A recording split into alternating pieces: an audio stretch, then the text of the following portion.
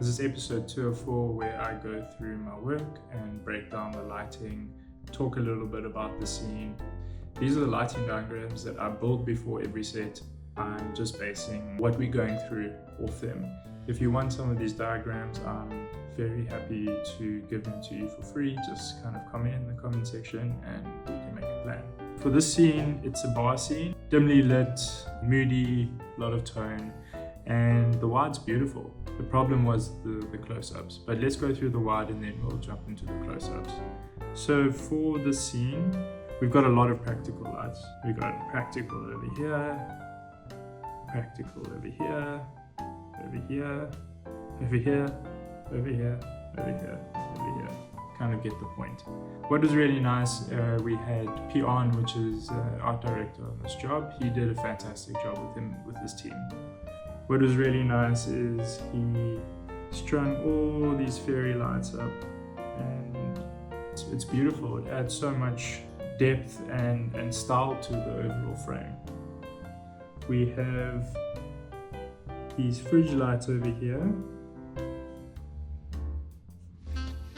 What we did was we just used some perspex, soften the highlight. Then we had these little cabinets, which I thought was a really nice touch. I had 3 B7 apertures over here. And yeah, just adding another layer of depth. On top of the fridge, we have 4 times the stereos. We had 6 or 7 of these, and these are really nice lights. They're Dido lights, and they spot and they flood 150 watts, and they're just really nice to add into a space. They're not obtrusive and they work a charm. We had an Astera just above her, and that was just kind of motivating the practical lights, the colorful lights from above. Camera was on a slider over here, and we used a 20mm with the area left.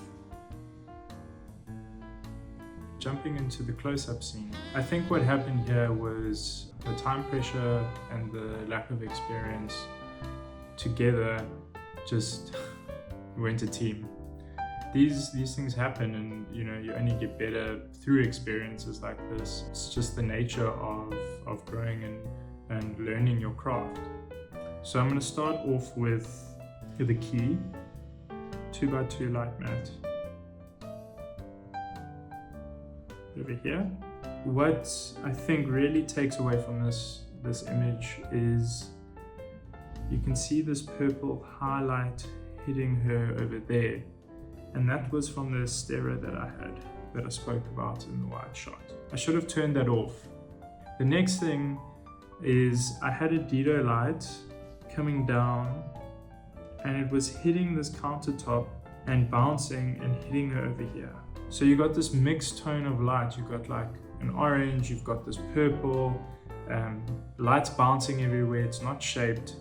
Gave a really weird ratio to what was going on in this close-up. So I should have turned it off or panned it away.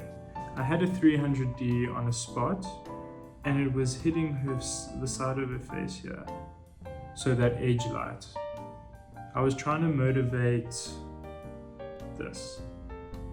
I should have had the direction different. If I wrapped it around a little bit more, it would have been more of like a hair light and a glow from the back. Unfortunately, missed out on that opportunity.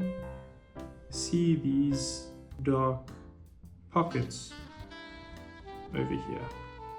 I should have put Asteras on the floor, and it would have just lifted this background a little bit more, so I didn't have these black holes.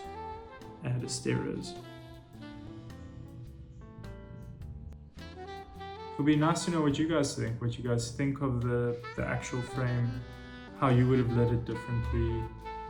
And going back to it, this is a YouTube channel about teaching, and also I'm learning.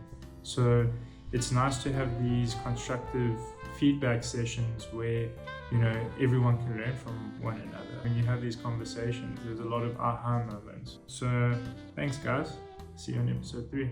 Cheers.